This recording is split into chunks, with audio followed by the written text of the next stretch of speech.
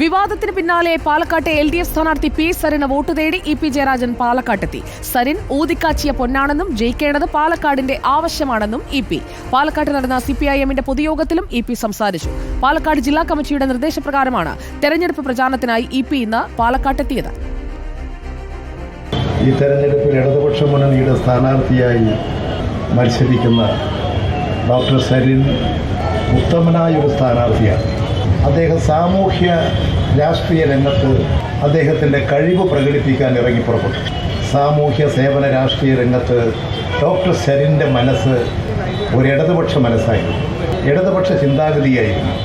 പാവപ്പെട്ടവരോടും തൊഴിലാളികളോടും കൃഷിക്കാരോടും സാധാരണക്കാരോടുമല്ല, ഇടതുപക്ഷ ചിന്ത.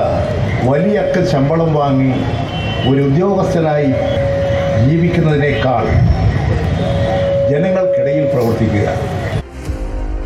അഷ്കർ അലി കരിമ്പ പാലക്കാട്ട് നിന്ന് നമുക്കൊപ്പം ചേരുന്നു. അഷ്കർ അലി കരിമ്പ, പൊതുയോഗത്തിൽ EP കരുതി വെച്ച വാക്കുകൾ പൂർണ്ണമായും അദ്ദേഹത്തിന് പറയാൻ കഴിഞ്ഞില്ലെങ്കിലും പി സരിനെ കുറിച്ച് അദ്ദേഹത്തിന്റെ പുസ്തകം എന്ന് പറഞ്ഞ് പുറത്തുവന്ന ഭാഗത്തിലുണ്ടായിരുന്ന തെറ്റിദ്ധാരണ മാറ്റാൻ അദ്ദേഹത്തിന്റെ പാലക്കാട്ടെ സാന്നിധ്യത്തിലൂടെയും പ്രതികരണങ്ങളിലൂടെയും കഴിഞ്ഞുവെന്ന വിലയിരുത്തലാണോ പാർട്ടി?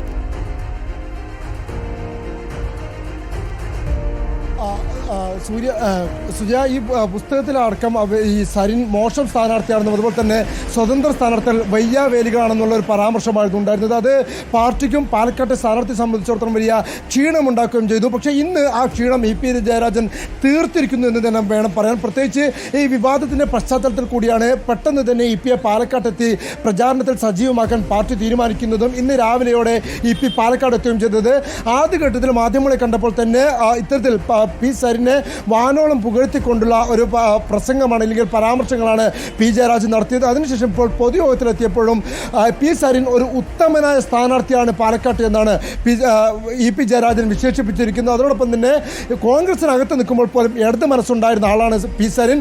ജനസേവനമായിരുന്നു മുദ്രാവാക്യം. ഉയർന്ന ജോലി ഉണ്ടായിരുന്നപ്പോൾ പോലും അവിടെയും ജനസേവനമാണ് പി സരിൻ നടത്തിയത്. അങ്ങനെ നിരവധി വിശേഷണങ്ങൾ കൊണ്ട് പി സരിനെ വാനോളം പുകഴ്ത്തിക്കൊണ്ടുള്ള ഒരു പ്രസംഗവും അതുപോലെ തന്നെ മാധ്യമപ്രവർത്തകർക്ക് മുമ്പിൽ ഒരു വാർത്താ സമ്മേളനമാണ് EP നടത്തിയിരിക്കുന്നത്. സ്വാഭാവികമായും കഴിഞ്ഞ ദിവസം പാർട്ടിക്കുണ്ടാക്കിയ ക്ഷീണം അത് EP തന്നെ ഇന്ന് തീർത്തിരിക്കുന്നു എന്ന് വേണമെങ്കിൽ നമുക്ക് പറയാൻ കഴിയും. അത്രത്തോളം വാനോളം പുകഴ്ത്തിയിരിക്കുന്നു. പക്ഷേ രാഷ്ട്രീയമായി UDF-ഉം പ്രതിപക്ഷവും അടക്കം ഇതിനെ രാഷ്ട്രീയ ആയുധമാക്കി ഏറ്റെടുത്തു കഴിഞ്ഞിരിക്കുന്നു.